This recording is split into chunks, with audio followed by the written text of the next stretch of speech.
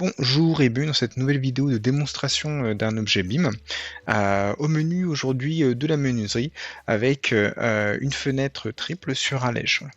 Donc comme d'habitude, l'idée en fait c'est de voir concrètement et en temps réel l'utilisation d'un objet BIM et surtout en fait de voir quel est l'intérêt en fait d'un point de vue fabricant mais également utilisateur. Voilà.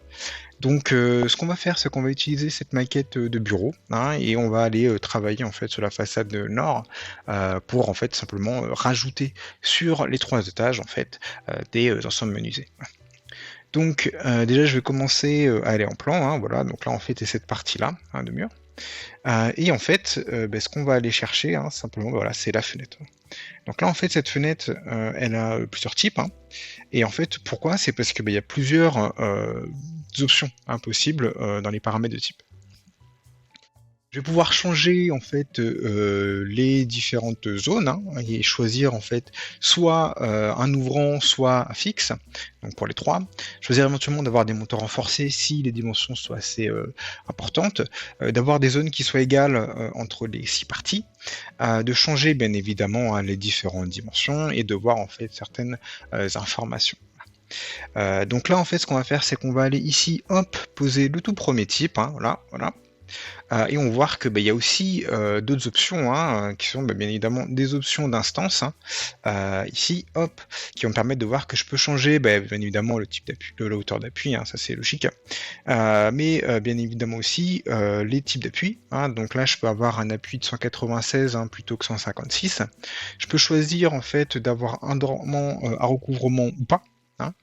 Je peux également choisir en fait les finitions et choisir ou pas en fait d'avoir une profondeur spécifique en tableau. Par exemple, ici, si je veux faire une pose en feuillure, typiquement, voilà, là je peux ici mettre une profondeur, changer ici le choix de recouvrement ou pas, et voilà, j'aurai en fait une pose en feuillure, quoi. Voilà.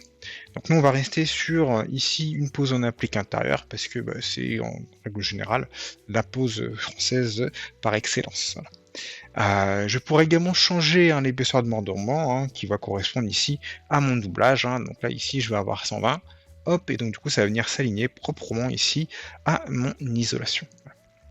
Donc ici on voit qu'il y a une représentation qui est assez voilà, qui est un peu détaillée quand même. On va pouvoir changer ça, et par exemple, voilà, une représentation un peu moyen ou éventuellement faible en termes de niveau de détail. Voilà.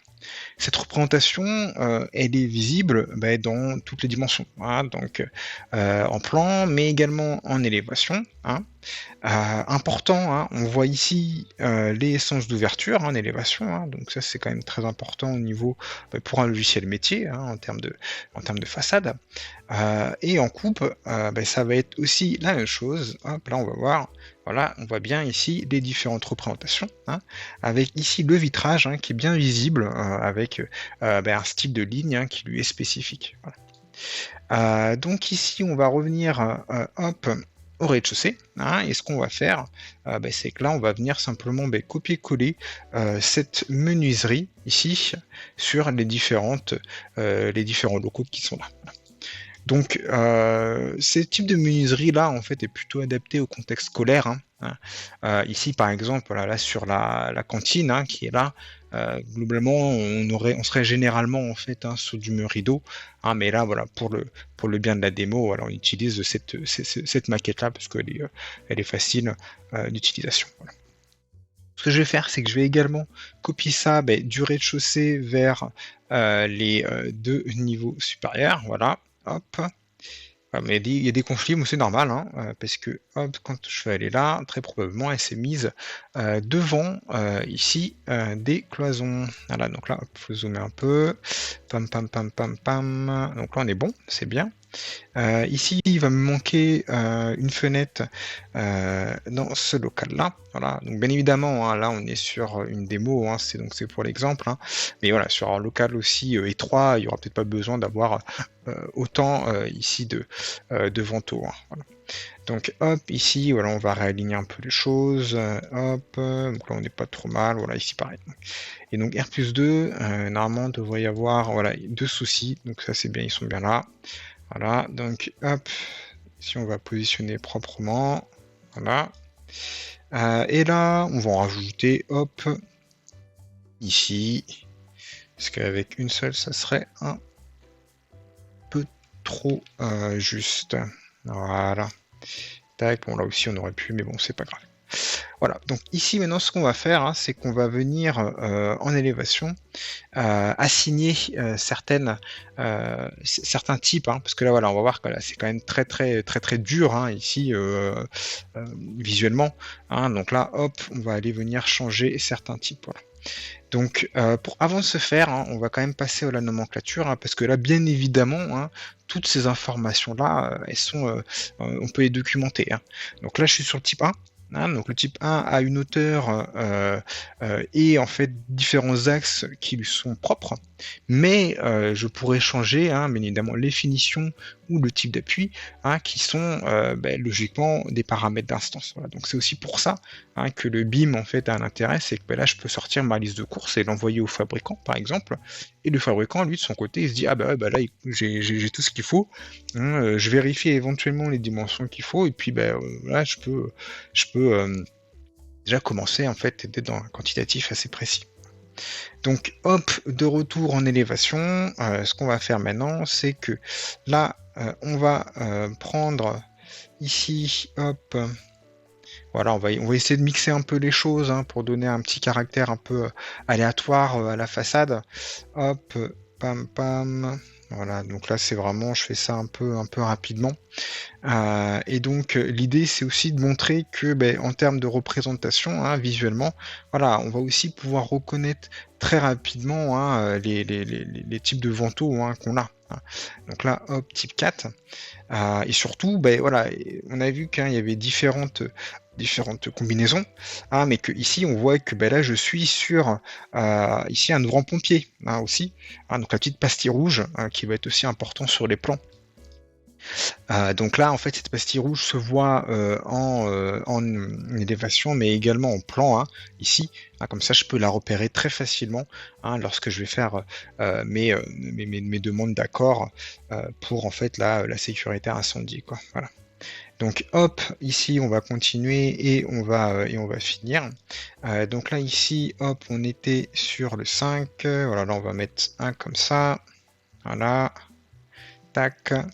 Et voilà, c'est aussi un peu ça, hein, le côté typage hein, sur Revit qui est quand même très utile, hein, parce que du coup ça va me permettre de venir influer hein, sur les différents types très facilement et voilà, pouvoir constituer des typologies facilement en fait changeables. Quoi. Voilà.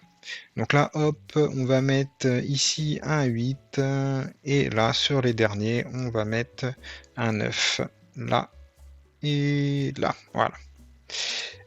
Donc voilà, hein, ici voilà, c'est un peu cassé la monotonie. Bon là, c'est un peu compliqué, hein, mais bon, c'est pas grave, c'est un peu lourd. Mais bon, c'est pas le sujet. Ici, on voit que là, je reviens sur ma nomenclature, hein, et donc là, on va voir que j'ai la nomenclature qui a été mise à jour. Hein, et donc, bien évidemment, voilà, on voit les différentes dimensions, les différents types par étage. Et ici, voilà, c'est quelque chose que je peux très facilement hein, venir changer. Voilà. Donc là, on voit que j'ai un peu de profondeur ici. Hein, là, il me met 13, 12,5 même. Voilà, je peux venir changer directement l'information là, ici. Hein. Là, l'épaisseur d'ornement est bonne. Mais là, par exemple, ici, voilà, si je décide de dire que voilà, sur cette partie-là, je n'ai pas de recouvrement, hein, parce que je sais pas, cette partie-là, je suis passé en ossature bois, hein, je dis n'importe quoi, mais on va dire que éventuellement c'est possible. Et ici, lorsque je reviens en rez-de-chaussée, on va voir que là ici j'en ai plus. Hein. Donc là, voilà, c'est très simple, hein, et c'est aussi toute l'importance du BIM, hein, c'est le côté bidirectionnel qui permet en fait ce genre de choses. Quoi. Voilà. Donc là, on voit bien évidemment hein, les différents types de vantaux hein, qui sont repérables très facilement.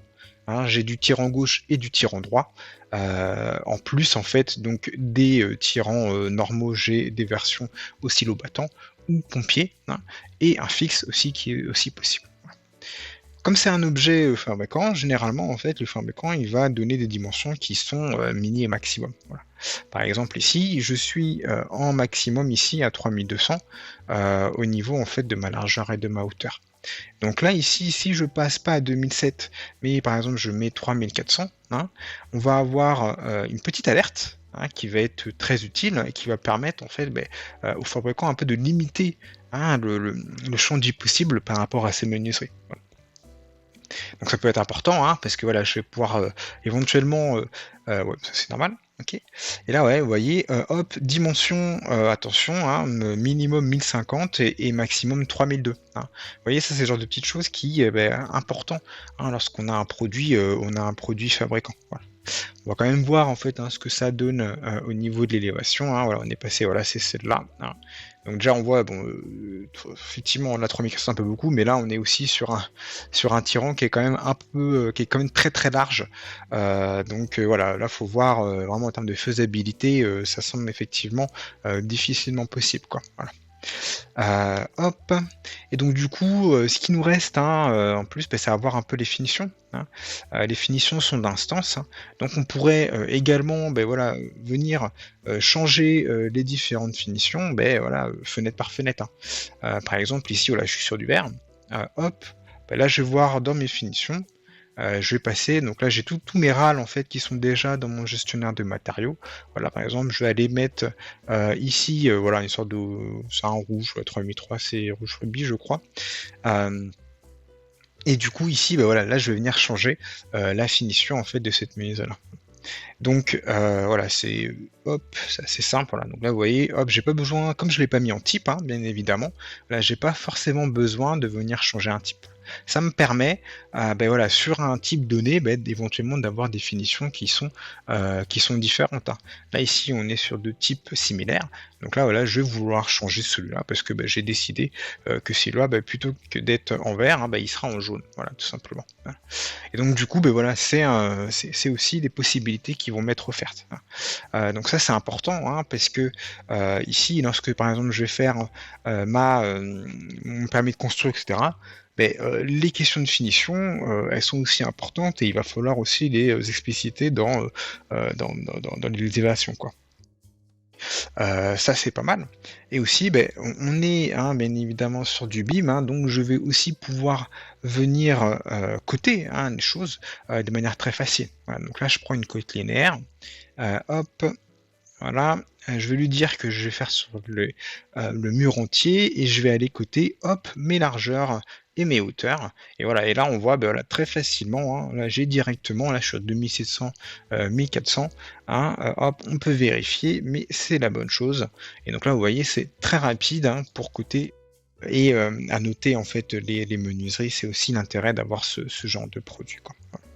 Donc là, hop, dernière chose, on va quand même aller vérifier hein, qu'on a quand même bien nomenclaturé les bonnes finitions. Hein, et là, on voit, voilà, j'ai un 1003 ici et j'ai un 3003 qui est là. Voilà. Donc hein, c'est encore une fois bidirectionnel et c'est aussi pour ça hein, que c'est intéressant. Voilà. Donc voilà tout hein, pour cette démonstration.